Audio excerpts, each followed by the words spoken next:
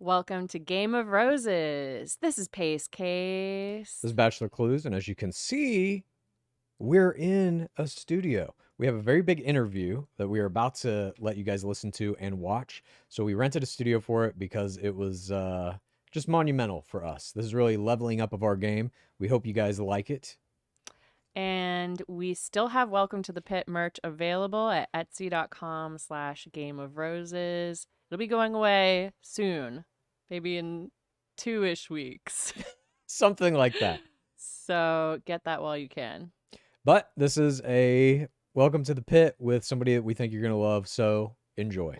Welcome to Game of Roses. This is Pace Case. I'm Bachelor Clues, and we're obviously joined here today with a very special guest. We are honored. We are humbled to have with us an icon of the professional era, somebody who redefined the villain and professional archetypes, and one of the best colorful narrators to ever touch driveway and sand. She placed 9th on one of our favorite Bachelor seasons, season 24. That was Peter Popeye Weber, a multi-hyphenate founder, entrepreneur, realtor. Please welcome to the pit, Tammy Kay Ly.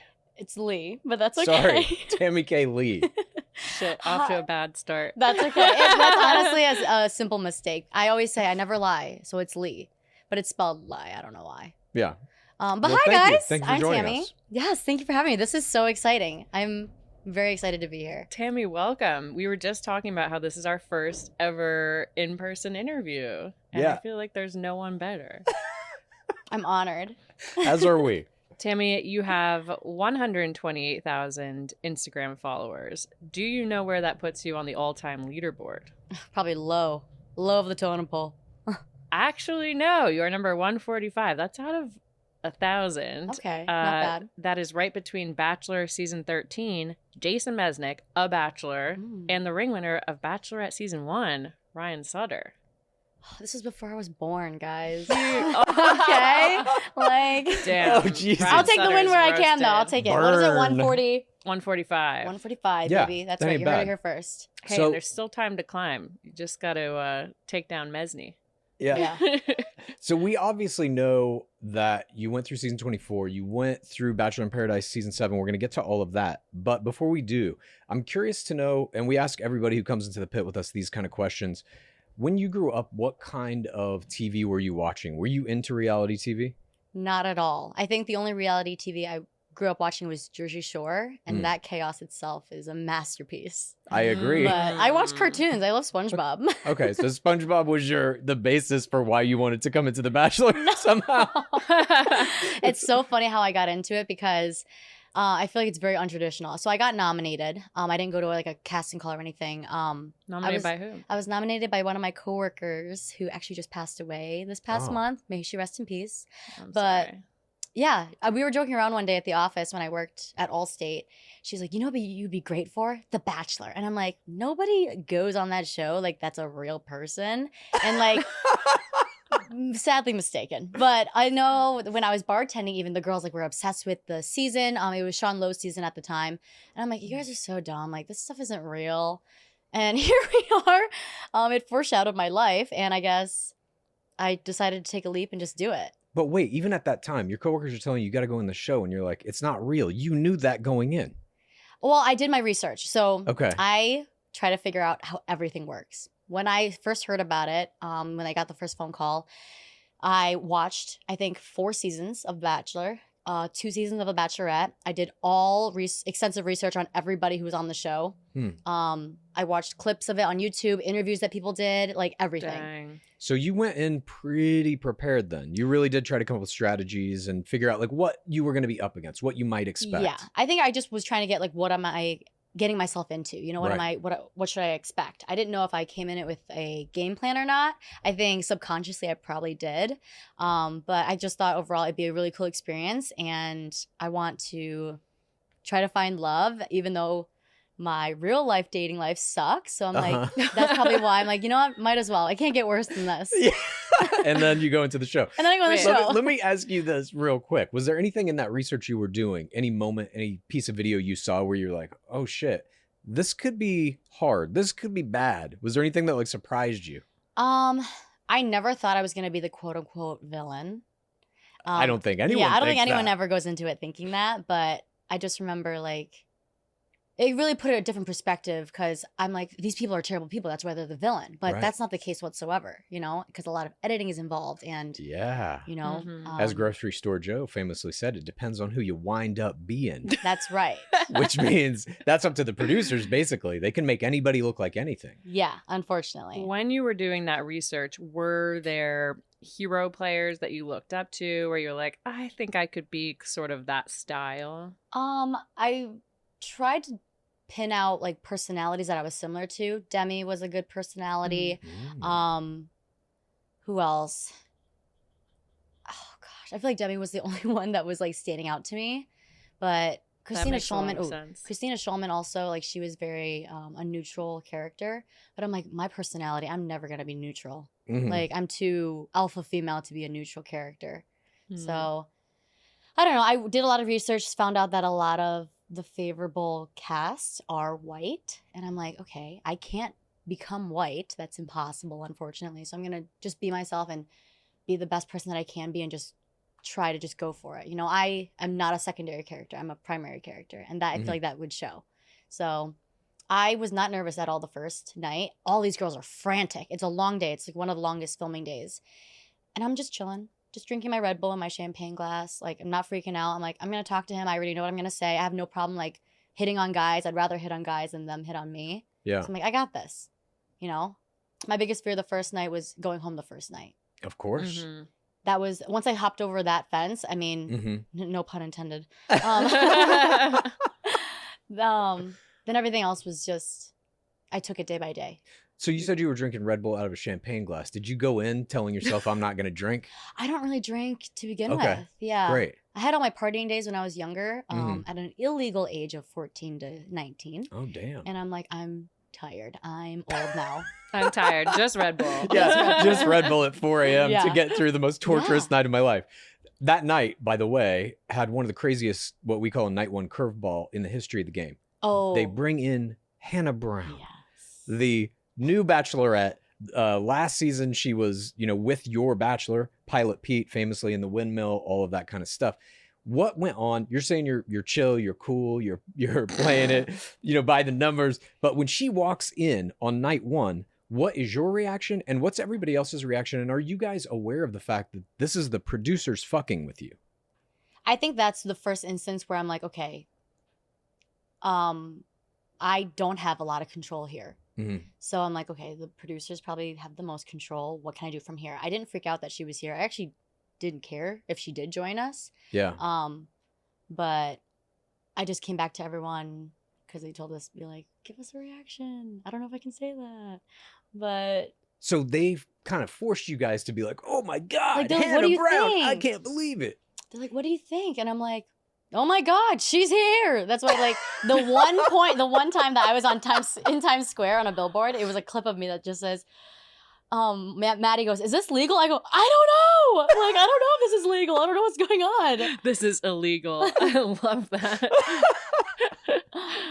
They showed that clip in Times Square. Yeah. That's a cool bizarre. experience, right? Yeah. I think that was one of my bucket list things was to be in Times Square. On the big Made it. Jumbotron. Yep. And so do you have a picture of that somewhere in your home? I don't. It was a follower sent it to me. I have it probably in my archives of stories somewhere. I should get it framed, huh? Yeah, that's Yeah. pretty cool. Not a lot of people have that experience, I think.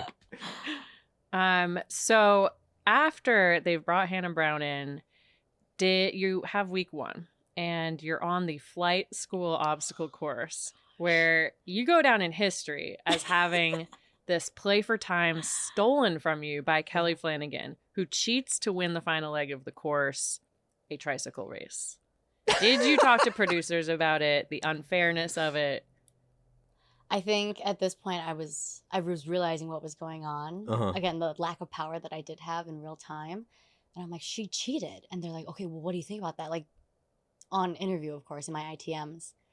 I go, I have no room to stand on here. Like they could have made it happen. They didn't. Yeah, You know, like me totally. winning fair and square. Yeah. I should have just shoved her off the freaking tricycle. Is what I mean, should have done. anything goes, apparently, right? Right. Like they let Yeah. her do that, and then There she gets are to go on no. the plane. That's the night that I realized there Unenforced. are no rules. Right. That isn't, to me, that group date, specifically Kelly Flanagan winning the play for time by cheating, proved that. That really is where I remember when we were watching it, we're like, oh, it doesn't fucking matter. You can do anything. I thought it was an amazing play by Kelly. Absolutely. I mean, it was turns like, out to be an amazing play, you but just Wait, what you guys cheated. didn't see? What you didn't see is that I actually got off on the bike because I'm like, she's cheating. That's all you saw. I get off on my bike. I run through the finish line. I hop in the plane myself. what? I go, I'm sitting here. You can't get me out of it. They're like, no, you have to get out. I'm like, fine. So I embarrassingly like got. That is is incredible. That's one of the best Wow, plays you I've literally, ever fucking heard put of. you on literally fire and just just been like, did I'm- everything you could. No, I really did everything that I could. I That's ran, unbelievable. hopped on this plane. I skipped all the stairs that were there. I literally think I hopped on the wing and Yeah. then hopped in the flight. And I'm like, I'm not moving. Yeah, I won. Now what? Yeah. Good for you. You can cheat on the tricycle. I'm going to cheat running through the rest of this obstacle course and just take the fucking seat. That's amazing. And then they pull you out of it. So they had plans for Kelly Flanagan to go up in that plane. Yeah. Yep. Period. And there's no way to get around it. No. That's how orchestrated all of this was. Yeah. Did anybody else question it? Did you have conversations with any of the other players about how the producers were rigging this whole thing?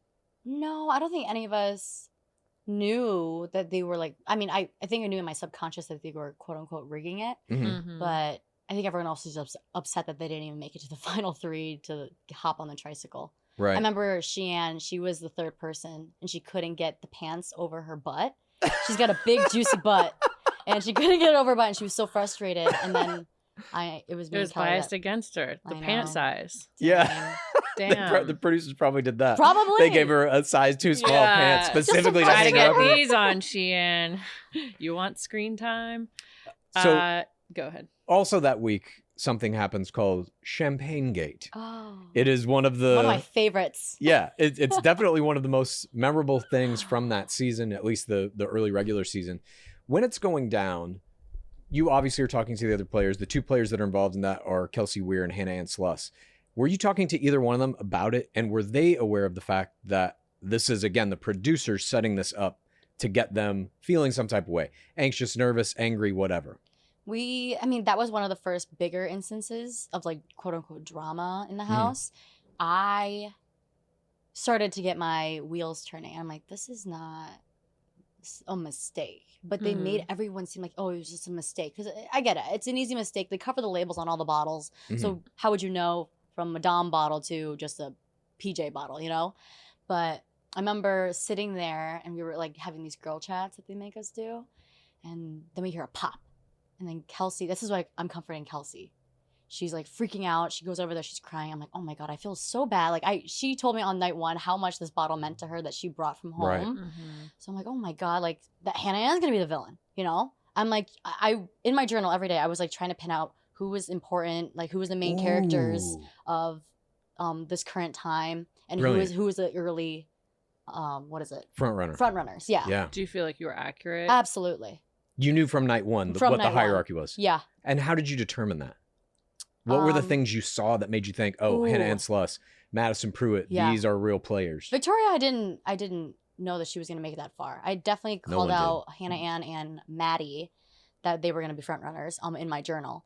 But on night one, you can just see who the producers were gravitating towards to help them Ah. push Protected certain- players. Yeah, protect the Mm. players. So I was trying to find my producer. I'm flipping out. And you know, when I have my mindset on something, I'm gonna go out and get it. I Yeah. literally ran around this house in my heavy dress that was too long for me, in my 20-inch stripper heels.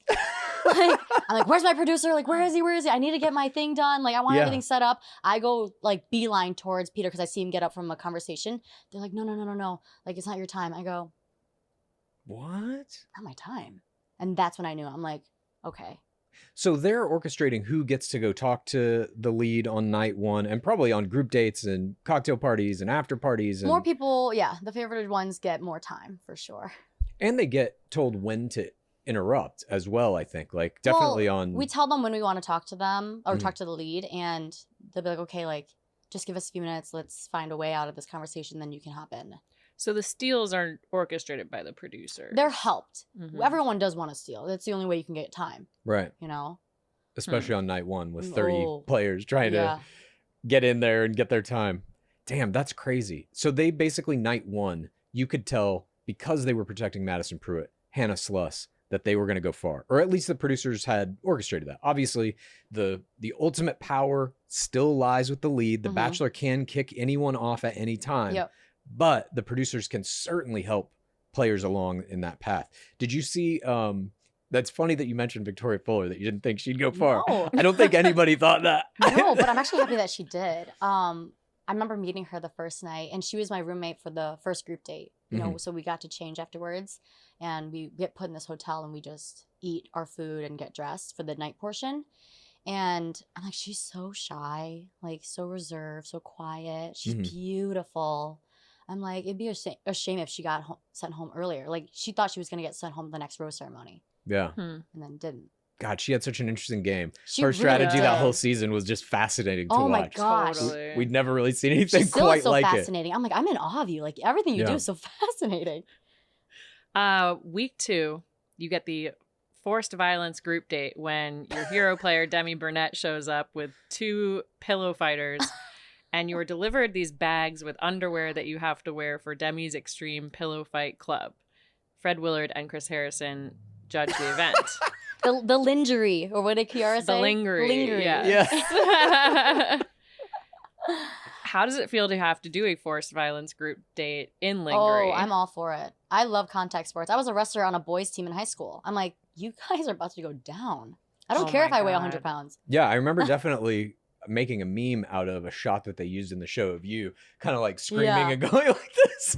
And I was like, all right, she's game. She's into this. But not all players are. Were there any players that day who were like, this is bullshit, I don't want to do this? Oh, yeah.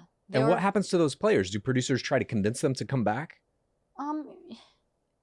That early on, you are not going to say no, you know, because you want to continue the game, I guess. Right. So everyone's always for doing the dates that they might not be all for, but I think they go gentler, and that's when hopefully maybe they get sympathy points. Yeah.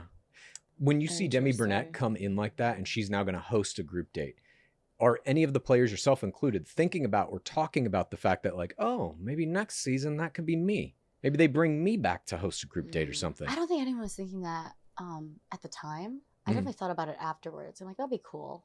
Yeah. But I didn't really know Demi, you know, and I didn't know how she got on or why she came back. You know, did she ask? I have no idea about all those things. I kind of was just like living in that moment. Right. She came in guns a-blazing. Yes. That clip of me pulling the feathers out of my hair, and I'm like, I love when they do what do we call it? The home invasion. Oh, dates I when thought it you're was so woken fun. up. Yeah. And then you then in the next week get to go to Cleveland. yay! What the heck? We literally in our show call it the I Love Cleveland when they force all the players to like act excited about meeting a You know celebrity. what they don't actually know told what- us first? They told us Please. we were going to Hawaii, and we got so excited. I think that was the clip that was shown. You've And got to then be they're shitting like, me. we're actually going to Ohio. And I'm like, where the hell's Ohio? So they told you were going to be going to Hawaii, got the shots of you being super excited, and then told you the real truth? Yeah, I don't know if they did both. I mean, it was just to screw with us anyways because it's funny. They're like, look how excited they are to go to Hawaii. But, like That's so sad. you ultimately get to Cleveland and they have you out in front of the big city sign, welcome to Cleveland, and they have you going in the hotel. And it's like, it's a fine hotel or whatever, but it's Cleveland. What are they telling you to do in those moments where it's like, act excited, jump on the bed, jump in this bathtub? Like, are they really directing you that tightly, or are they just saying, be as excited as possible? Yeah, they just go in, they're like, have fun, guys. Like, we're going to get some B-roll clips of you guys just seeing this place for the first time. And we just go at it. I mean, I think it's like, everyone is familiar with the show at this point. And you're like, okay, it's excited to be at a different place that's outside the Bachelor Mansion. Yeah. So, Is there any sense of like, we made it to the travel round? yeah, actually that too. Yeah. Travel days are actually my favorite because everyone was so unguarded because we didn't have cameras around. Those are our blackout days. But it was fun just to like travel with them and the lies that we would tell, like the clerk at the little corner store. We're like, it's a bachelorette party, or we're a cheerleading squad. They're like, who's getting married? They're like, this girl. She goes, yeah, so excited. Yeah. That's really cute. Wait, so they don't have any cameras on you traveling? No. And you're all together? Yeah. But separated from Peter? Yeah, we're separated from Peter. I think Peter flies in first. and then like for a day before, probably Mhm. first class too. And then we get He coached. flew the plane. Yeah, he flew actually the plane itself to Ohio.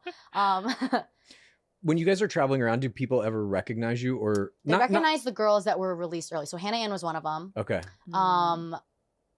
I think Lexi was because she was the only redhead. Mhm. So I think that was because it was in a magazine we found at one of the airport stores, Right. and we were like looking through the magazines where they let us like go buy like peanuts or whatever we wanted, Mhm. and we would like look out to see if like a producer's coming. We're like, we gotta put it away because we're not allowed to look at the media, Yeah. any outside like.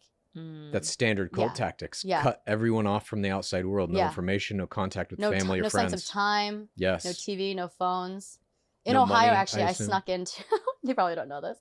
I snuck into an audio guy's room and I used the phone to call my dad. Ooh. Wow. Yeah.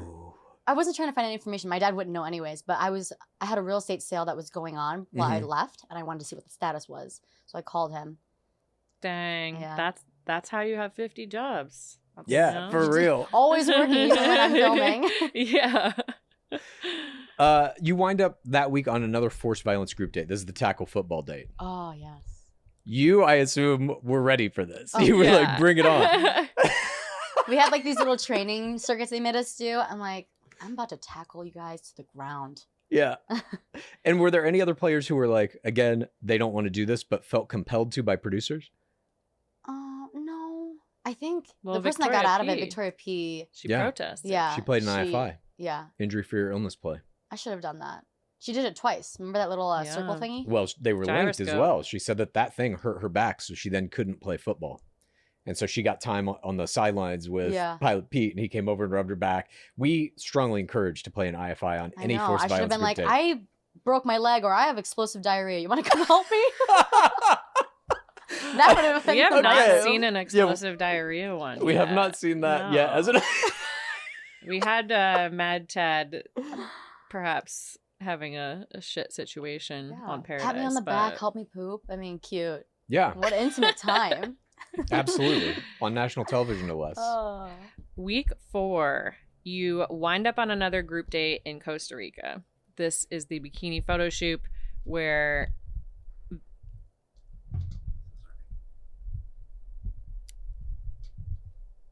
Okay, perfect. Oh, the bikini photo shoot. Oh, so fun. That actually was one of the highlights of my time traveling. Costa Rica was absolutely stunning. We flew in so late. It was 4 hours from the airport. So we had to drive on our little party bus there. And we were so exhausted from traveling. We didn't get to see anything because it was all dark. Mhm. And I just beelined it to the master bedroom. And I got it with Sheehan. And I woke up the next morning at like 4 a.m. because like that's when the sun was rising. I saw this beautiful mountain. And that's when it hit me. I'm like, this is not my life right now. I'm like, this. And nothing felt like it was like really Hollywoody until that point. Mm. And I'm like, wow, I am so blessed to be here. But yeah, the Costa Rica, we went hiking to a waterfall. Mhm. And Cosmopolitan was there. That's where I met one of my actually really good friends, Sam.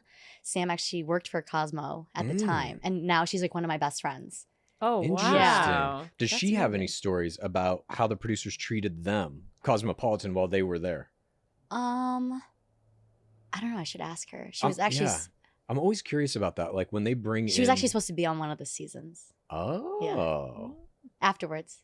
Yeah. Yeah. Interesting. Because I'm like, you should do it. Like, you don't work for Cosmo anymore. Like, I think you should just do it. I helped her through that, and then she didn't end up getting picked. This is for Clayton season. So you Mhm. coached.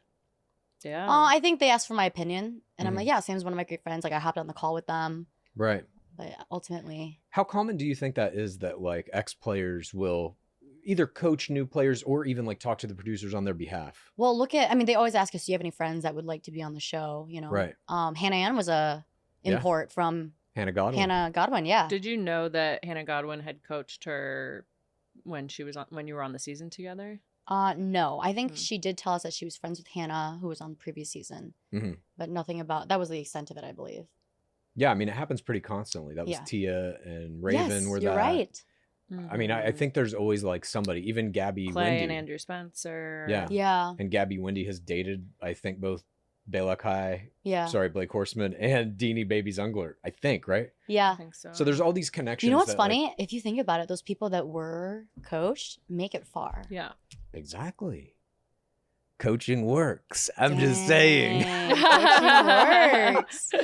But At on- Bachelor Clues. Yeah, on that group date, Victoria Fuller obviously won the Cosmo prize that date because she kind of made out with Peter in front of everybody. You guys were all forced We all to made watch. out with him. That's the thing you didn't see. That's what I was gonna ask. I knew it. Wait, you I want to knew know? it. Oh my God. Yes. There's so many stories. Okay. Please tell us.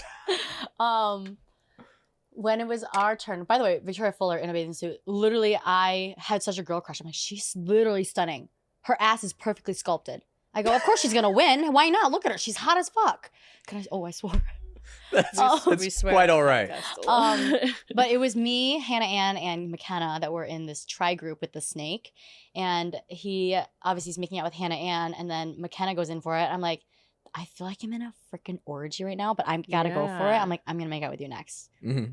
So then we all three of us, I'm like, this is the grossest thing I think I've ever gone through. It's literally one after another. We're just making out with him. With a snake. Yeah, and we're So you we're standing basically on a have rock. been to Burning We're Man. standing on a rock, Jesus and it's just Christ. like I'm literally touching McKenna as I'm making out with Peter, and I'm like, this is so weird. So they have full footage of everybody making out with them, and they just cut it to give it to Victoria Fuller. Yeah. Well, yeah, but 'cause she she went won. for it. That's normal though. Yeah, Yeah.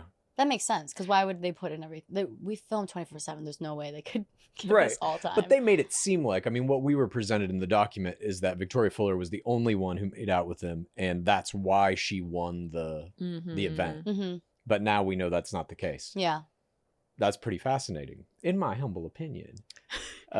Week 5, you travel to Santiago, Chile, Oh, the and worst. you are Worst place in the world. you're waking up in Costa Rica. You're so blessed. Now you're in Chile. No, I'm like, this is my actual hell. You are pitted against McKenna Dorn in a rivalry for the ages, and wind up on this 2-on-1 where you and McKenna are on a couch together. She calls you nothing, and you utter one of the most iconic lines in the history of the game. I am everything. I have really good one-liners, I will say. I don't know where No I pull them shit. out You from, absolutely do. Yeah. but Yeah, I- how- everything is like, you know why? Because she Oh, kept just God. going on. I'm like, I'm not listening to you. You're so freaking annoying, dude. yeah. Like, stop breathing. But she just kept going on and on. I just didn't want to hear it anymore. So I just said the opposite of what she was saying. And that's what Mhm. made it was like, she goes, you are nothing. I go, I'm everything. And I'm like, okay, that sounds really bad. But I'm like, I was just literally contradicting everything that she was saying because she's like, you're a liar. I go, I'm a truther. The way they Just to cut it, piss her off. it was so fucking perfect. There's like a little pause. She's like, you are nothing to me. And you go, I'm everything. My face. It was just so great. There's a gif, a meme about it. And I'm like, I'm everything. I am And then there's memes everything. and they're It's putting so my face on a bagel. inspirational. And I'm like, I'm an everything bagel. I go, okay. Yeah. I That's like this. hilarious. It was fantastic. I mean, this is like what we always encourage players to do, is to have these one-liners and these moments that can be turned into memes and gifs. Okay, and- but I hate that because McKenna the entire time was always trying to be a meme. She Yeah. thought she was quirky and cute. And I'm like, you're annoying, dude. She Yes, had that you face did play though. accuse her of coming up with hashtags before. No, she did. Like, You- even in Ohio, Yeah. this poor guy, the cameraman's just trying to get B-roll of the stadium, you know? And she just stands in front of him, just starts dancing like a buffoon. And that's when I said that other, what did I say? I said, all she does is do dances. Mm-hmm. And then everyone like made fun of me for going on TikTok during the COVID. They're like, who's doing funny dances now? I'm like, this is TikTok. Like, this is not the same thing. But she I like kept- that people remembered that. Yeah, I'm like, what like the you heck? can't dance, No, Tammy. but also thank you for recognizing they're not the same thing. That is proof positive that the main game is different Oh from my social God, media. This is 100%. ridiculous. It's Thank part of the you. game. It's all part Thank of the you. game. Thank you. No, I'll take the- that victory. being in the field of the game is way more heightened, and because a lot more things are unforgivable in that than it is in the real world, you know? Totally. Because if you piss the producers off, if what we call the third audience, if you go against them, you're just fucking done. Period. Mm-hmm. They can execute you in any way imaginable. If you're not And- willing to play along. Yeah. And for you, that execution came in the form of this 2-on-1. Did you, when you're in the game, can you recognize signs that start to happen that lead you to believe, shit, I might be getting a villain edit, or shit, I might be going into a rivalry, or there might even be a 2-on-1 coming? Yeah, I didn't know about the 2-on-1, but the first instance was with Kelsey. Yeah, that it was started in Ohio and it really blew up in Costa Rica. And I'm like, oh crap, like I'm gonna look terrible. Like this is why when they asked who said it, I literally sat there and said nothing because I'm like, I have no idea how to navigate this right now. Yes. Like if I admit it, then I'm gonna look terrible. And if I don't admit it, I'm gonna look even worse. But the easier thing right now is just to not say anything. That's the right play, by the way. That is the Was correct it? play. Yes. Oh my God. You never fucking come clean. Never. Because you know Let why? him prove it. When we all got into that argument right before the rose ceremony, when Sydney was like yelling at me, Mm-hmm. she goes, "Did you or did you not say it?" And she just kept saying it and saying it. I go, I just said yes, just to shut her up. Mm-hmm. And I'm like, I should have just not said anything. But I'm like, I'm so frustrated right now. I don't like anything that's going on right now. I'm just gonna be like, let's just freaking end it. Yeah, sure. Whatever you want me to, you thought that I said, sure, I did say it. And that's when it drove me into this villain edit in the real world too, where everyone thinks I'm this terrible person because they're like, you called Kelsey an alcoholic and a pill popper, which I did not. Right. Okay. But I'm just the loudest motherfucker in the room. So it looks like I just made all this up by myself. Because this was a concern throughout the entire house. That she was very emotional and, you know, drinking her emotions away, you know, which isn't normal. It's a very stressful situation. Absolutely. But Victoria P is the one that brought up the medication issue. Yeah, Victoria P was really, she was very good at dropping little bombs throughout the season. But that's how you know they play favorites too, because they know that she dropped this bomb. Totally. I took the blame for it, and she didn't even have any recourse. Yes. And I mean, that's whatsoever. part of the hypocrisy of the game is that, you know, the lead is, I think, like per their design, kept away from the truth of many of these situations. And they have it on tape. They could very easily just be like, no, here's what happened. Let us show you. And they never do that because it causes more drama. You know what's funny? Before coming here, I was on a podcast with Peter and Dustin. And like we went through and hashed out everything that happened because we haven't talked since he sent me home in Chile. Oh, wow. Yeah. What was that like? It was actually really good. That's great. Yeah, so we're really good now. nice. Yeah, Peter's great. But you wind up on this 2-on-1. What is it like for a player when you hear your name called on a 2-on-1 date? And what do you start to do psychologically to prepare for that? I was so mentally exhausted at this point because we all got sat in the living room. We got the date card. That's why I don't even think my reaction was filmed or aired because they saw McKenna like giving her last piece of words and like the truth comes out and I'm like, whatever. I mean, it is what it is, you know? Yeah. I really thought I did not go into that night thinking that I was going home. There was no way. When you get the card, is there any part of you that thinks it's Peter's decision to put you on the 2-on-1? No, at this point, I think we all knew they were like, yeah, whoever has beef is going to get a 2-on-1.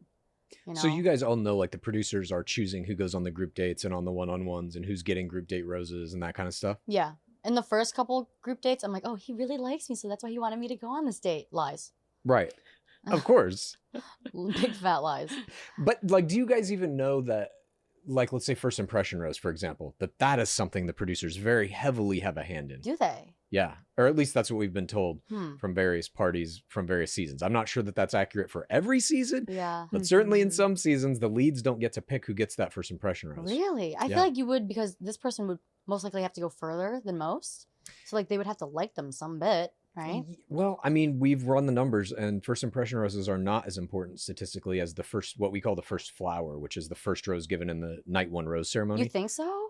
We know so. Oh. That's actually statistically a better rose to get that determines how long you last in the game. From the order no that wonder I was it is always in the last. document.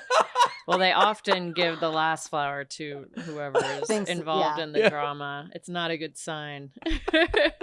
But we also know that they have aired the first flower out of order, like in Clayton's season. Yeah. They made it look like it went to...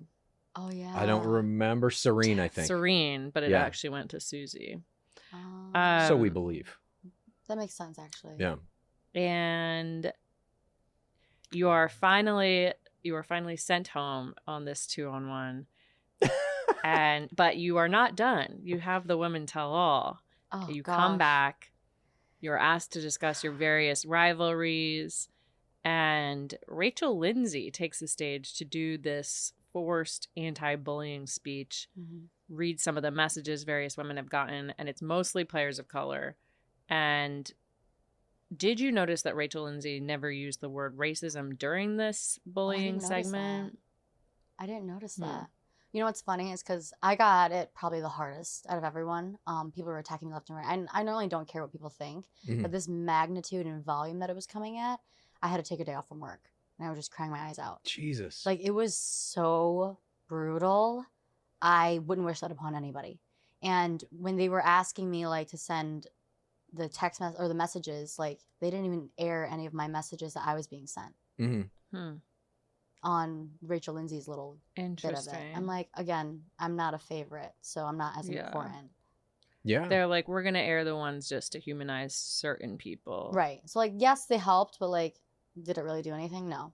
Did they alert you at all? I mean, if they're asking you to send in the DMs that you're getting, and They did not. They did not tell me that Rachel Lindsay was coming out to do this whole thing. They just said, send us your worst DMs. They're like, just like, let me see what it's like send me them, like, you know that this isn't true. Like, a lot of them were very comforting because it's hard to go through, Yeah. but none of it was actually legitimately helpful now that I'm looking back at it. Mhm. And now this is why they have like a therapist that has to come on or whatever.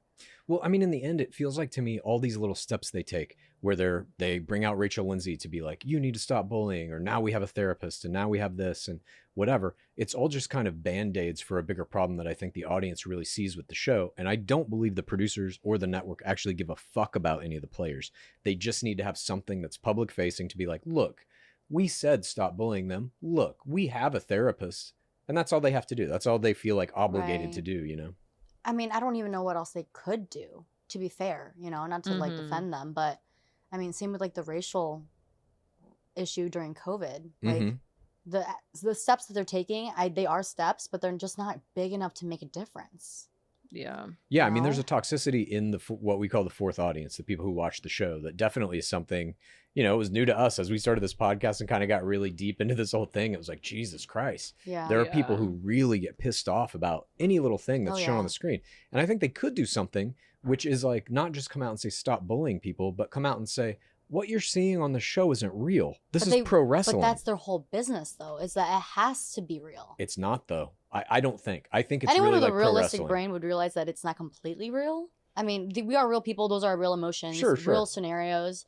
But I mean, it's obviously edited, heavily edited, you know, so people really, like, these fans are crazy. Yes. Yeah. Like, There's like a component of it that I think is some kind of moral ownership that some people feel over the show. And they're just waiting for somebody to do something that is outside of their scope of what is Mhm. morally correct. And now you're a fucking villain, and I'm going to send you a death threat, and blah, blah, what? blah. So I think that theory happened. Like, I came across that because Asian people, like, that they know are like cutesy and quiet, and I'm not, you know. Mm. And I think they did not like that, like the audience. So what I did was I magnified to 10 times that I am this terrible person. Because if you look at what I actually did, I don't think I was the villain. I really don't. I don't think anyone Yeah. really is a villain that we see on the show. I think that they could use the edit to make anyone look that way if you just have enough footage of someone Right. and pick and choose. But yeah, I definitely, when I used to watch the show, would like take the villain and be like, oh yeah, that person's evil. It's Yeah, like, oh that's what I no, used to do no one too. is evil. We all Like, have our off days, you know. No one yeah, people no one's aren't gonna perfect. be perfect all the time. But plus, it's like there's something in it to me. I think what really drew me to the show, and we've talked about this on our show a bunch, is that like it's an open lie. The show really isn't about helping people find love. It's about producers forcing people to have nervous breakdowns for our entertainment. Like that's what the show is. And I think if the show was a little more transparent or owned up to that a little bit more, it would take some of the heat off the players, because it's like in whatever they're presenting, whatever these moral kind of dilemmas might be, the players are always the ones to take the blame. The producers never get any of that heat. And as a result, it's like, when a person at home is watching and gets mad, they're coming after the player. They're never like, this show is fucking mean, or these producers did that person dirty. They're like, that person's a pile of shit. Yeah. Now let me fire off a death threat. It's crazy to me. And then they don't care, seemingly, the producers. But all that said, as fun as all this is, you decide to come back for a second tour in paradise. Yay. You wind up on Sand, VIP, season 7, which is historically one of the craziest seasons of all time. You were obviously involved in a love triangle with Aaron Clancy and his rival, the big body trash can, Thomas Jacobs.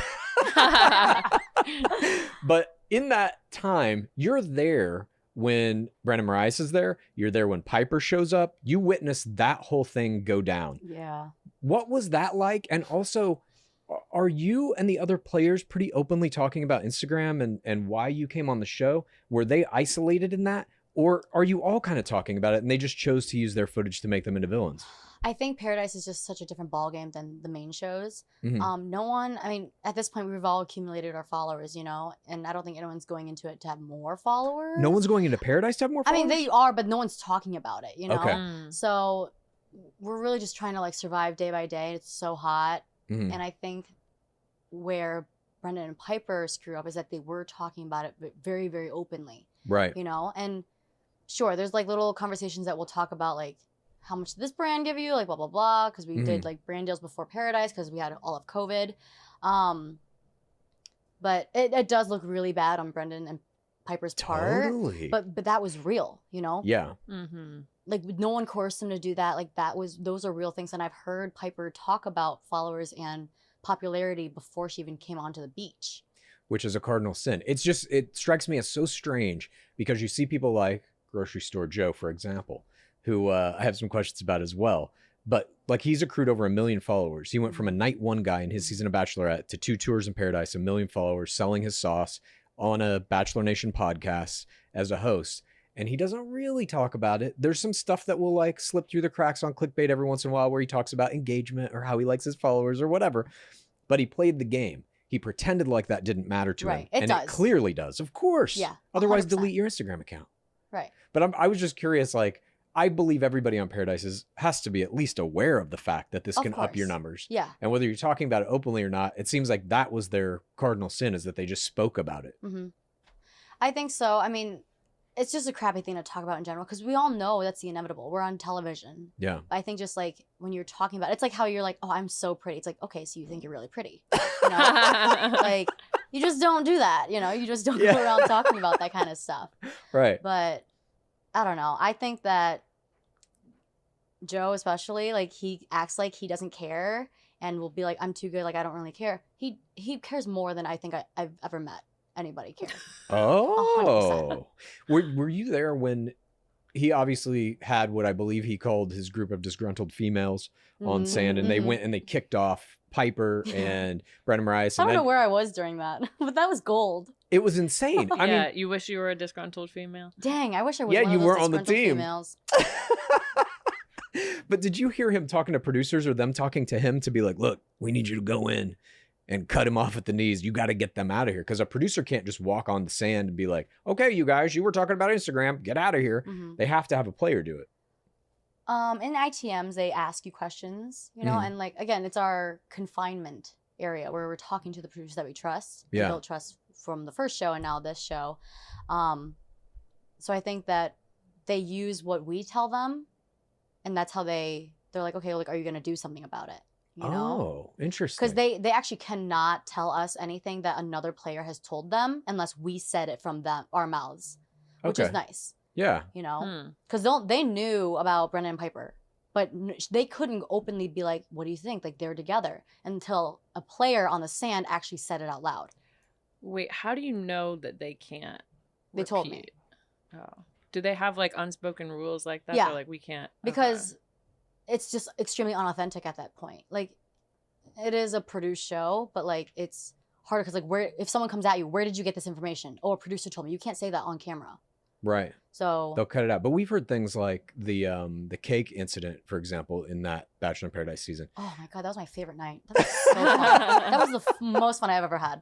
So supposedly the reason that it was thrown into the fire was because Demi stole the idea of the birthday party from Mari Pepin. No, I think she was just trying to figure out like what she wanted to do. I mean, it's his birthday. What can you do on a beach? Throw a party. Sure. There's Right. nothing else you could do. So, what I know is that Mari told Demi in our changing room, like we have a little get ready room, and that she was like, oh, I think I want to do this something special for Kenny. Like, Mhm. and I think that's where Demi got maybe like a a general idea of like what she was doing. Right. I don't think Demi came into it like, I'm going to steal this idea. It's like, what else could you do? All you can do is just pull them away and be like, I did this for you. Right. you know? Yeah. All right, fair enough. I don't know. I always go to like the most Machiavellian Because levels that's, with it. that's a common, or that's an easy assumption to come across. Yeah. Because like, where would they come up with this idea? But no, it's all live, and like you have to use the information that's given to you from other players. Mm-hmm. So you're saying that most people like don't talk about Instagram and don't talk about followers, that type of thing generally, that it's like... No, when I was Looked actually in down the upon. mansion on Peter's season, one of the red flags with McKenna is that she kept talking about how many followers she had. She had the most followers going into it than any of Mhm. us, even more than Hannah Ann at that point.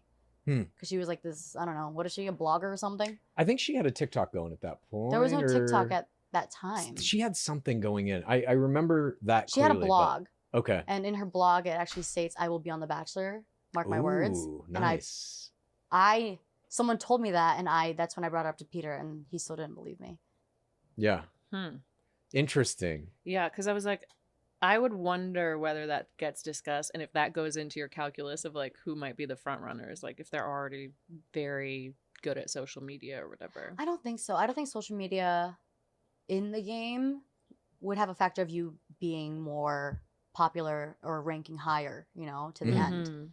Mhm. I think it's really how well you work with everyone, what you're willing to be in, like drama-wise, and a true connection with the lead. Yeah.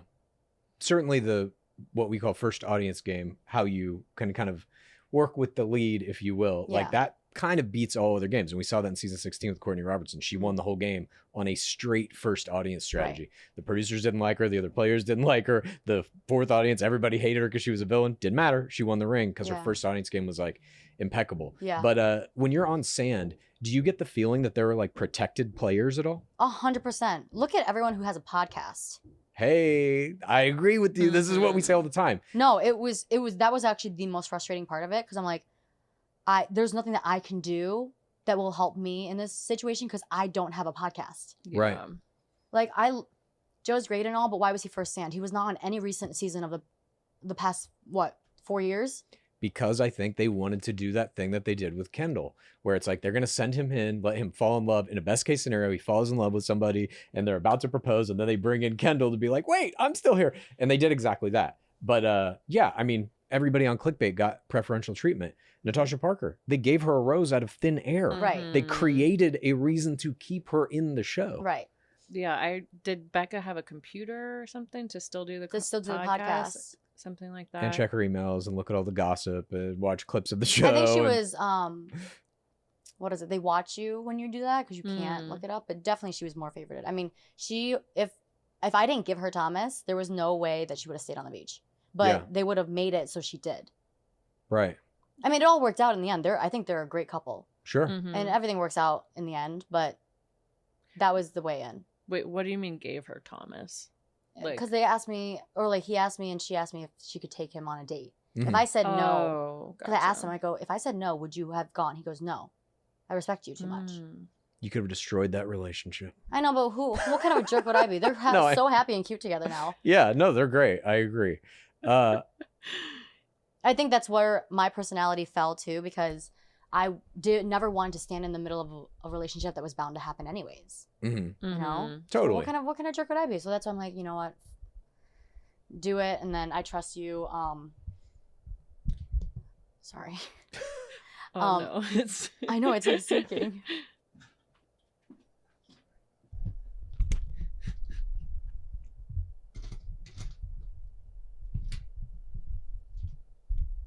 Okay, perfect. Do people were not talking about social media, but another thing that people were vilified for was having these relationships Mhm. beforehand. Piper and Brendan dating beforehand. Alana Milne and Chris Conran meeting in San Diego.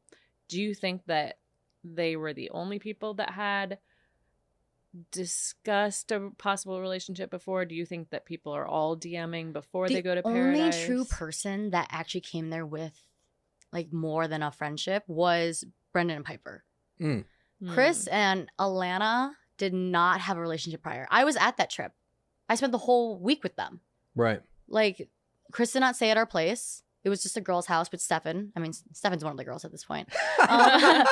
But Yeah, that wasn't like Chris just happened to be in town because he was with Chasen and Spencer. Yeah. Like there was Gotcha. they'd not kissed prior, and I 100% have proof that they did not have a relationship before. Mm-hmm. So that's why I'm like, when Joe called them out, I go, where are you pulling this from? You know, but you didn't pull the same stuff with Brendan and Piper. Mm-hmm. It's because Alana and Chris are, what is it, week tours on their Easier season, targets. easier target. Totally. The hierarchy I is think something. that whole situation was so screwed up because that was something that they did not deserve whatsoever. I don't think anybody deserved that stuff. I mean, what happened to Brennan and Piper? You know, they hemorrhaged massive amounts of followers. They lost all kinds of SpawnCon brand deals. That was insane. Like that cost them significant money. Brennan, I think maybe more than Piper. And it's like, for what? Because they were open about, like, as you're saying, everybody goes on there knowing like this can help my Instagram, which means it can help my money.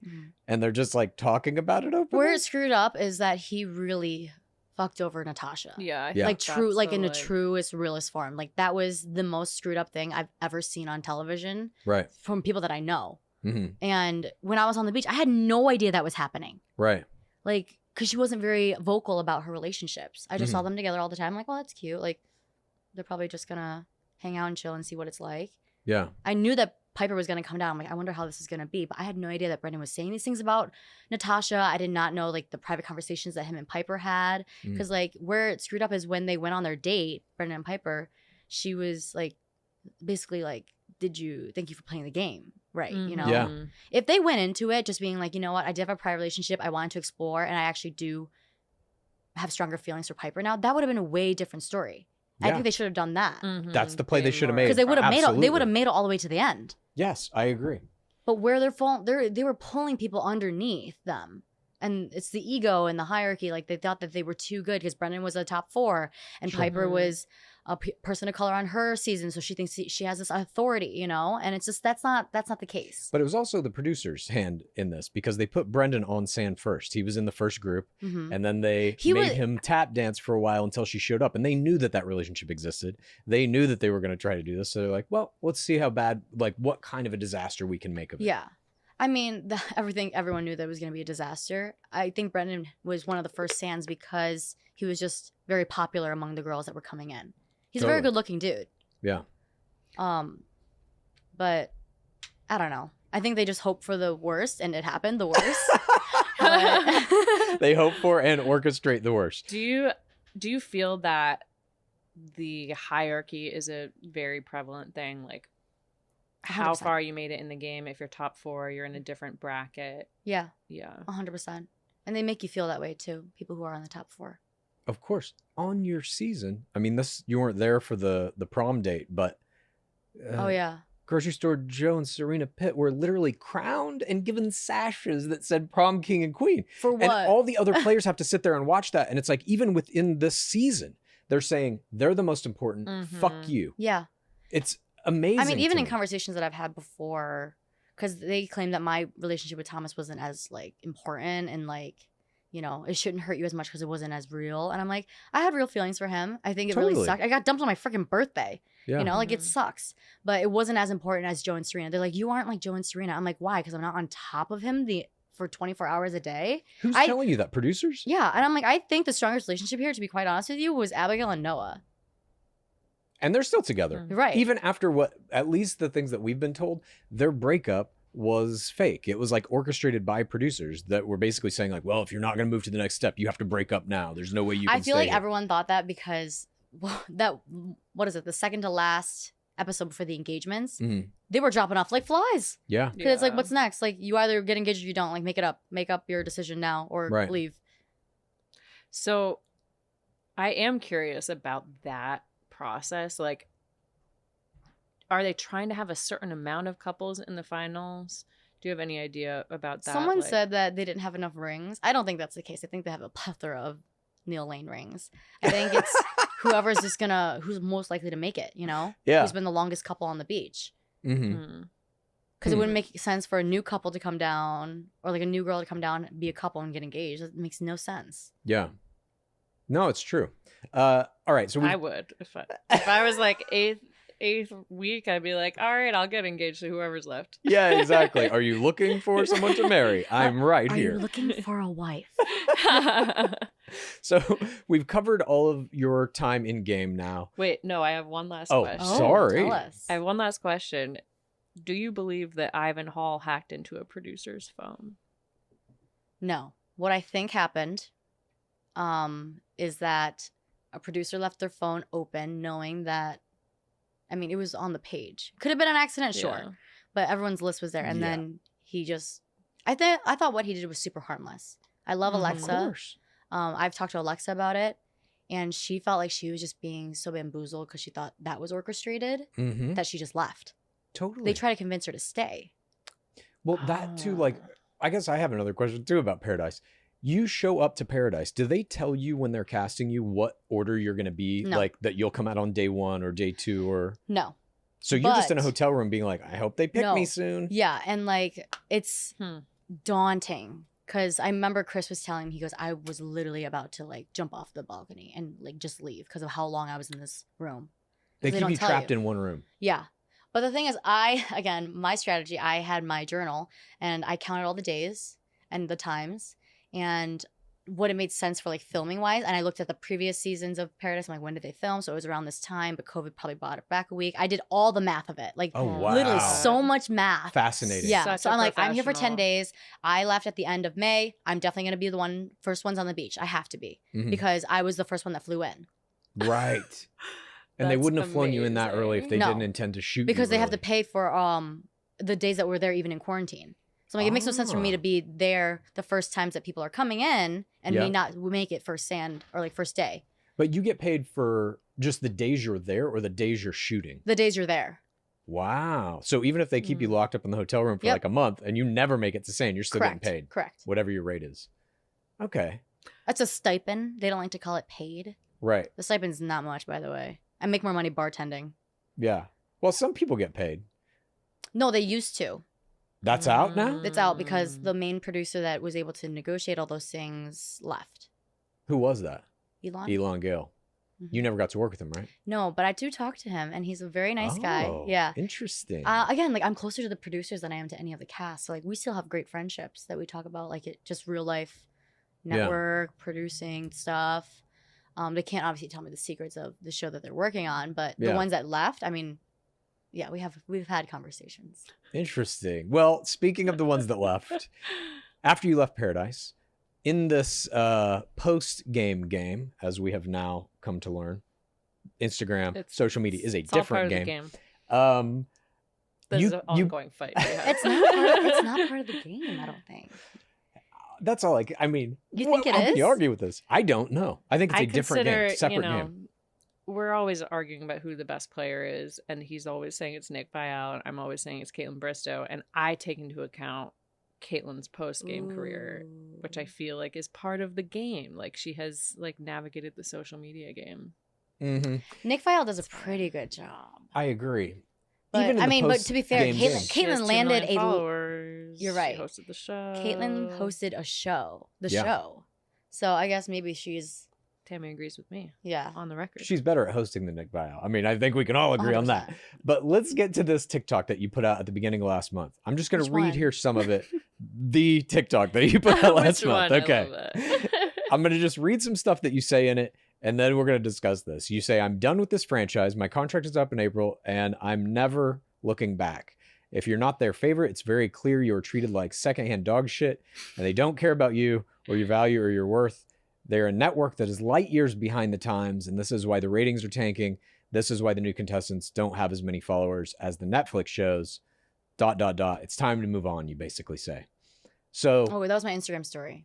sorry, I your never Instagram posted it. story. Right. So, what was that about? What got you so mad in that moment? Oh, I feel like I've answered this question so many times because I've had so many interviews. But I will just say that we were working on a project for a very long time, and we Yeah. ended up coming to a disagreement that really hurt my feelings and Mhm.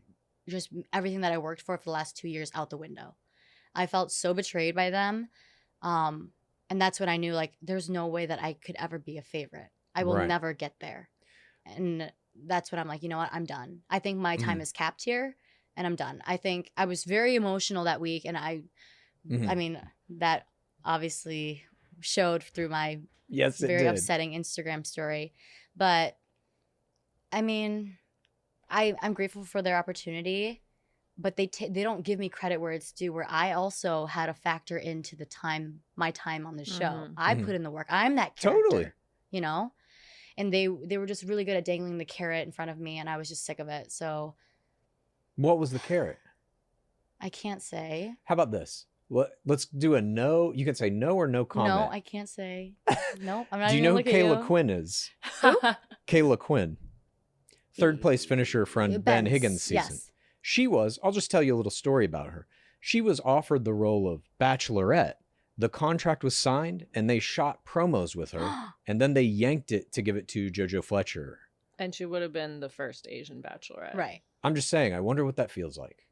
And how many people know what that feels like. That That's must all. be very crappy. No, because I mean, I love JoJo as she's one of my favorite Sure. Bachelorette seasons, but that does suck, and that just goes to show you, Mhm. like, they're so stuck in their old ways that it doesn't even matter if you're this fantastic person. If you don't look the way that they normally cast, you're Mhm. not going to make it. Yeah. No, I mean, I just, we're all very curious to know what that project was and what you were actually working on. Everyone and their mom's asking me, but everyone thinks that it's because I didn't get called for Family Feud. I'm just going to go with that story because No, that's an obviously easier not story. it. Are you kidding me? Family Feud. You're like, it was my fucking dream. it was my dream to be Since on I was Family 2 Feud. years old, I want to be on Family Feud, and I orchestrated the past 5 years of my life to go into The Bachelor, Bachelor in Paradise, just so I could get on Family Feud. I like It's obviously that. not that. I think I have some ideas what it may be, but will we ever know? Will you ever release this information? Ooh. I am writing a book. Oh, I'm trying to debate on what I want to call it. I might call it Breaking Up with Roses. okay. But it's also like my life story too, and everything, my experience Mhm. in general in life, but primarily on the show as well. What, so maybe I will release it there, but they do look over the book, so they probably won't let me say it. But what does that mean? Won't let you say it at the cost of what? What would they do to you? You get sued.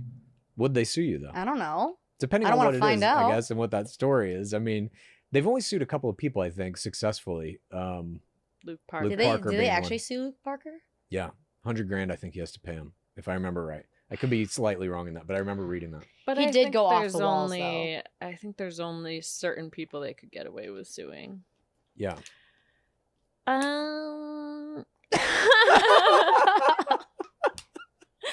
No, Ha- yeah, they. I don't know. Have I you- probably will still tweet the show because I like the show. I think my commentary is too good to give up on this world. Sure. I'm of going to give the course. people what they want, and my spicy commentary on Twitter is gold. So I probably will tweet the next Bachelorette season, but I think I'm just going to take a big break from now. It just feels like a really toxic relationship. Absolutely. Like very manipulative, abusive boyfriend type. So I think that's how I feel with them right now. I just need some time. Yeah, You know, maybe I'll come back. I don't know. I mean, Caitlin Bristol took 5 years off, so that's true. Build Hey, her brand. she and- revealed her ring winner on Snapchat, and yeah, they while didn't her sue her. season was airing. they didn't Really? sue her. Yeah, Yeah. she blew her own By season. accident. oh my they did not sue her. I don't know if this is related and something you can't talk about. Have you ever been asked to do a Bachelor Nation podcast? They've never asked me. When I went on my rampage, they were like, if XYZ wasn't gonna renew their contract, like you were gonna be asked to do it. I go, so I'm secondhand dog shit. Right. You want me to be a backup? Yeah, you'd make a great backup, Tammy. Thank you. Why that's don't you just that's start all your own I am to podcast? them is a backup. You know? Yeah. But I'm like, why would I do your podcast, take a fraction, make no money? Mhm. Like I know what they get paid, it's not a lot. I'm like, I might as well make my own podcast and take 100% of the proceeds. Yeah. And I'd make a killer podcast. Do you have that in the works? 100%. Yes.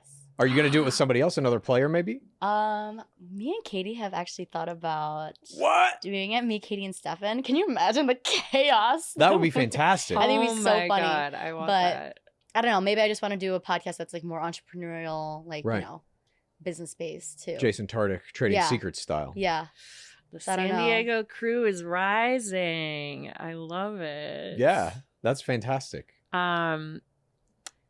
How do you feel about the world around The Bachelor? The Bachelor podcast, it has turned into this whole industry unto itself.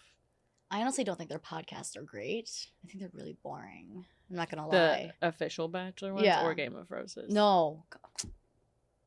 Just fact checking. The official ones. Because I'm like, the other ones around it are way better. Like, Yeah. I would much rather listen to your podcast. Oh, thank than you. theirs. Appreciate that. But I think because you don't have any like stock into the franchise itself, so you get to give your genuine opinions that are not Totally. scripted or cut. Yeah.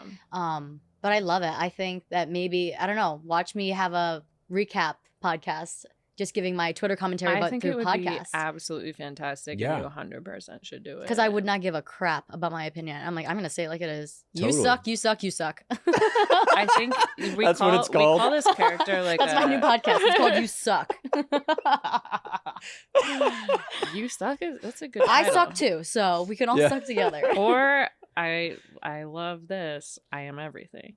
Just putting it out there.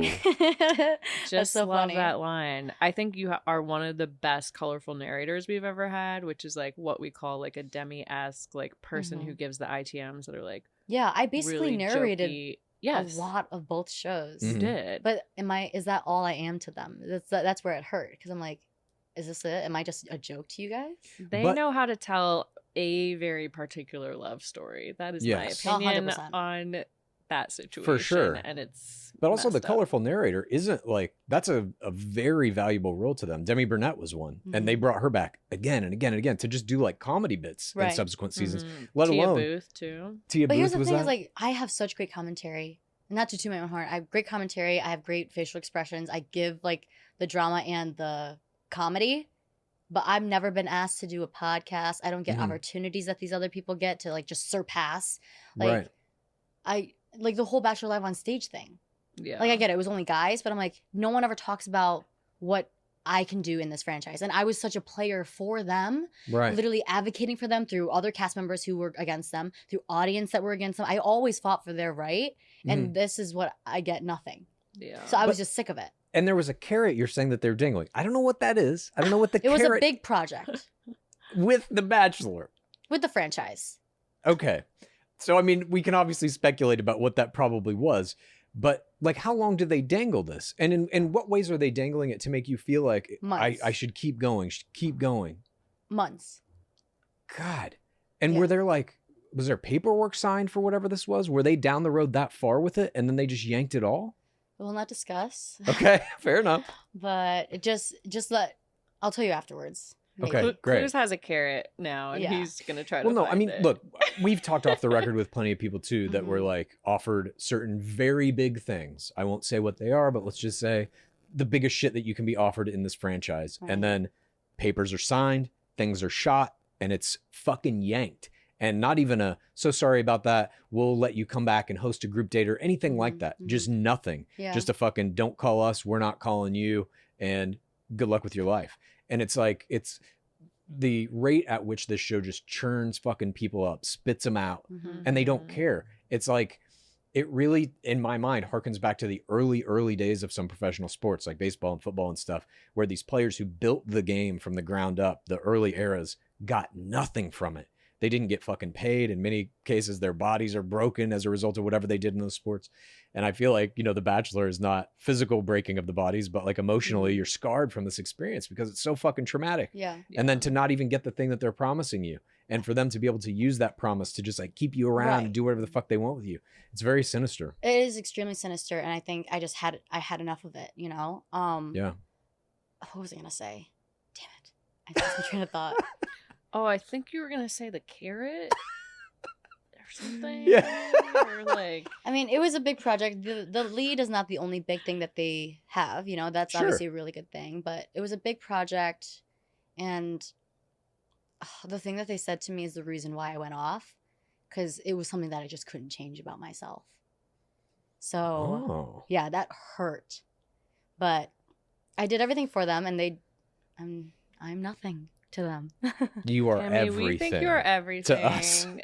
and we can't wait to listen to your podcast, to Yeah. get your book. Like, yeah, I'm sorry that you went through that. It really sucks. I mean, I prayed about it for so long, and like, to me, this is a huge lesson. God told me, you are so willing, you're so able and capable, you put the work in, this is just not for you, and Yeah. who knows if I did end up doing this project with them, like, would it have changed my life, or would I have been in duress like Clayton, you know? Yeah. Oh God, what they Clayton, did to him. the first episode they come out and they have him read mean shit about him, and Oh my God, and that it was just got brutal. worse from there. They wrecked him from That frame was one. They so just wrecked funny. this man. It was like they picked him specifically to kick him in the balls every goddamn morning. Read this, Clayton. I'm a piece of shit. It's like read the mean tweets. Yeah. But he's not a But celebrity. they didn't give him Yeah. any He doesn't- like. They didn't say what kind of a person he was, what Yeah. his job was, what his family was like. None of They that. have They're so just much like power read and all they this just don't mean want to use stuff. it to help people. No, the show is destroying people for our entertainment. They Mhm. have to have somebody you can hate. And in season 26, they chose that person as the Bachelor, which I don't think we've ever seen, where they just took a Bachelor from the beginning and said, this is the person in this season that You you, know should why? hate. What does he look like? Clayton, Yeah, a pizza loving, football playing guy from the Midwest. Jesse that- Palmer? exactly. Just what they're used to. Yeah. Yeah, that's true. The reason that they gave Matt James this out of the blue is because they were being attacked for being racially Totally. selective. Yeah. So they wanted to put a Band-Aid on something that was 25 years of damage. Absolutely. Yeah, Do you- without recognizing that damage. Do you think there, some recent news just came out, Dancing with the Stars is going to move to streaming? Oh, That is a big ABC tentpole show. I think The Bachelor will probably follow suit within the next couple of years because the Really? ratings are just like in the fucking toilet. yeah. When they do that, I'm very curious if the whole thing changes, because I do think they're at this point still kind of beholden to their network TV audience, the people in the Midwest and the South who are watching this on broadcast television. That's where they get their money. And I think once it goes to streaming, that's a different audience, and they might change, because I do think to them, like, they don't care about anything except money. And as long as Which the is product fair. is selling, It's a business, sure, you know? Mhm. of course, but It sucks for everyone else that has to take faults for it, you know? Like, yeah, It's you know a what business, but they can like make choices that Oh, aren't gonna 100%. like hurt the they can make a lot of business. choices. They just Yeah. won't, you know, because it's not worth it. So the thing is, I have great relationships with ABC, the network itself. Mhm. It's just like now, I don't know how they feel after this whole thing of me dissociating myself with the franchise. right, But ABC has a bunch of other shows, you know? Yeah. totally. You know what's Would funny? you go on another show? Yes. I actually am working on a new show. Oh, Yeah. So not anything confirmed yet, but we'll see. is this a reality show or scripted show? Reality.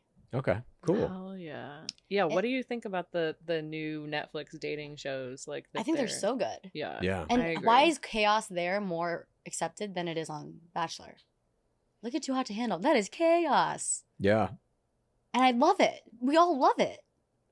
I think it's because The Bachelor hides behind this lie of like, we're just helping people find love. Too Hot to Handle immediate is like, we're putting these people in a situation to fuck with them, and you're gonna watch it. Yeah. And even the people know that. Yeah. You know, it's all very out in the open that it's not this for the right reasons. Like, this is all about love and the sanctity of marriage. Yeah, Love None of those Island, shows they're are that. always like, oh, we're hot and dumb, and that's what this show is. Yeah. Here's a, It has more fun with here's it. a Yeah. slow-mo of them in bikinis. And but I- there's some weird moralistic element, I feel, with Bachelor Nation. of, like- Absolutely, Because there they is. think it's like completely real. Yes, but also like the ceremony of it, the structure of the game. If you deviate from that, like when Caitlin Bristow had sex with Nick Viall before the fantasy suite, she was demonized for that. And it's like, well, what does it fucking matter? Yeah. When she has sex with the guy, like Right. it's completely irrelevant. But because it's out of this like hardcore structure of the game that we've all been watching for 20 years, it's like, you've done something bad. This is a horrible moral Yeah. decision you've made. It's like, what? I mean, we kind of saw it even with Thomas's quote unquote villain edit. He was just very open about the possibility of becoming the lead, Yeah. which is a normal thing. That's what happens. That's the structure of the show. Of course. Whoever doesn't make it, they choose from that batch of people and they're going to be the next lead. Yeah. I think if it was a girl that said it, I think it'd be way different. I think Mhm. she would not be forgiven. But with Thomas, it was so forgiven. But it's like, that's the whole right reasons, thing. Yeah. But he just openly said it. Right. His villain edit was based on him saying, I had a thought that I could be the next Bachelor. And it's like, how could you not have that thought? Right. Especially when Peter told us for his season that they sat them down and said, one of you might be the next Bachelor. They said that? A producer supposedly Mhm. came out and talked to the guys Peter said before this? that season. Yeah. And was like, look, some of you are Peter going to get said famous this. from Peter this, said and one of you might even be the Bachelor. So they plant that in your mind literally before you start shooting the season, and then they're Right. like, but you better not fucking say one word of it, It's or you just- become a villain. Yeah, it's just crazy to me. So I think that about wraps up our Yeah, questions. we cannot thank you enough. Are you going on the festival circuit? What? What we call the festival circuit, going to Coachella, going to Stagecoach. I'm gonna go to Coachella. Oh. I'm just gonna go to the events. I probably will end up at Coachella itself. I will be in New York for Stagecoach, so I will not be there. But Too bad. Maybe next year. maybe next year. Yeah. You coming? No, Okay. I don't do these things. All right. I virtually I you sit can behind a go. microphone and type on my computer. That's my entire life, and I enjoy it that way. I'll Stay see in you the there. shadows. I'm going to Coachella. It's my first one. I'm so excited. Yeah, I'm excited too. Yeah. Well, just thank be you so much here. for joining us and answering all of our questions and stuff. Truly. Good luck with your carrot, whatever that may be. I'm gonna create. You know what? I'm gonna build my own damn garden, and I'll have all the carrots that I Yes. want. There you go. Fantastic. And whenever you're launching the garden, like, let us know and we'll have you back to talk about it. Thank Yeah, you guys for sure. so much. Clues, that was an incredible interview. I was so excited to finally get to talk to Tammy because I think she's one of the most dynamic characters we've ever had in our beloved game. Definitely, she's had some of the most dynamic interactions that we've ever seen in our beloved game. It was fascinating to get to talk to her about her iconic phrase, "I am everything." To actually sit across from the person who uttered it and utter it back to her was a dream come true to me. And we really can't thank Tammy enough. And we can't thank you enough for joining us for this interview. We hope that you like it. This is GOR Girl Summer. It's continuing all summer long. We got another great interview coming out next week. And yeah, next week's is a doozy. It is another iconic interview. I guess we're just completely full of iconic interviews. We're racking them up this summer. And we're going to have a Digging Deeper out for you next Monday as well. So tune in for that on our Patreon. There's a lot of crazy stuff going on in the Bachelor Nation podcast sphere right now. We're going to cover as much of it as we can and break it down for you and tell you what it means. So thanks again. And before we go, as always, Pace Case, what is that dwab at? It has been 7,323 days without an Asian bachelor. Praise be Dark Lord Palmer.